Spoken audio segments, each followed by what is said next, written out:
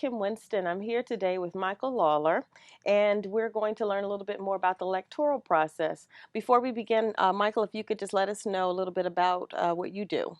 I'm the former executive director of the New York State Republican Party.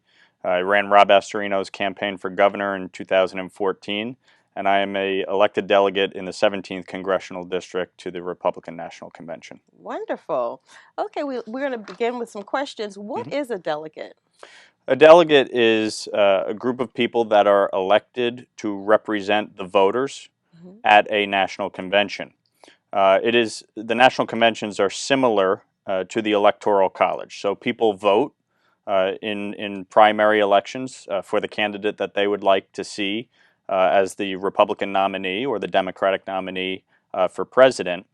And then delegates are elected to go vote for those candidates at a national convention. So it's similar to the electoral college where we don't have just a straight popular vote to elect somebody, but we have a process by which we elect. And that's to ensure that some of the smallest states are represented in the process and not overwhelmed by some of the larger states like New York or California.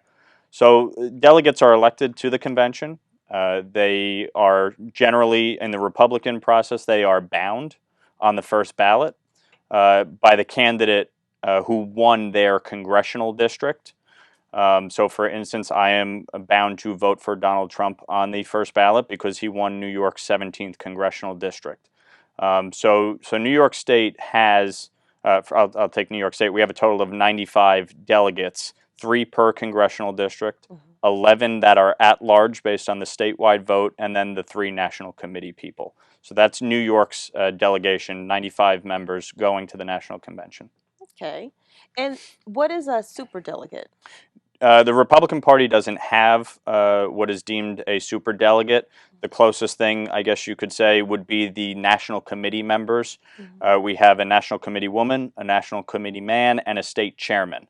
So there are 3 people from every state, and then the territories that are automatically delegates to the national convention. Everybody else is elected through their state conventions to be a delegate to the national convention. So we don't have what is deemed a superdelegate.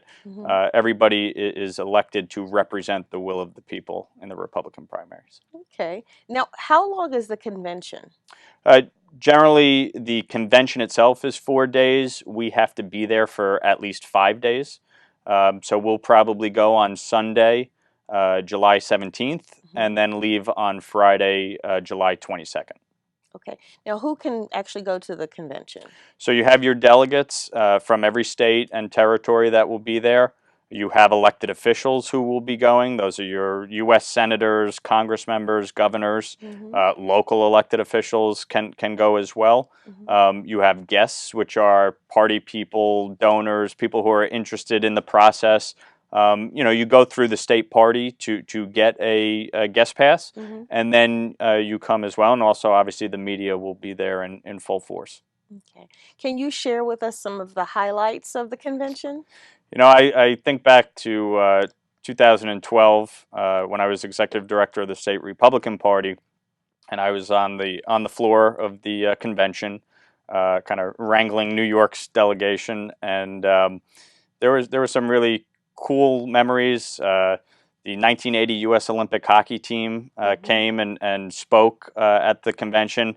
Clint Eastwood spoke with an empty chair next to him. But also, Mitt Romney, when he became the nominee officially, came out through the crowd. And so I got to shake his hand on national television, and I was getting text messages from friends who saw it live. And it's national conventions are part of our history as a country, and it's a great opportunity to be engaged in the process. So this year, some of the highlights, I think, will certainly, with Donald Trump as the nominee, I'm sure there'll be an entertainment factor to this. Ever the showman, I'm sure we will have athletes or celebrities who will be speaking at it, but also the political speeches that will occur, and it all culminates in the nomination and acceptance speech of the candidate and the vice presidential candidate. So those are kind of the historical aspects of it. Obviously, you always have If you're there for 4 to 5 days, you're going to have some hoopla and Mm-hmm. entertainment and parties, but it's really a good opportunity to network and meet other people, other delegates, other elected officials from across the country who represent the Republican Party. Well, Mr. Lawler, we thank you so much for your time today. You've shed a Thank lot of you. light on the process. Happy to be here. Thank Thank you. you. Thank you.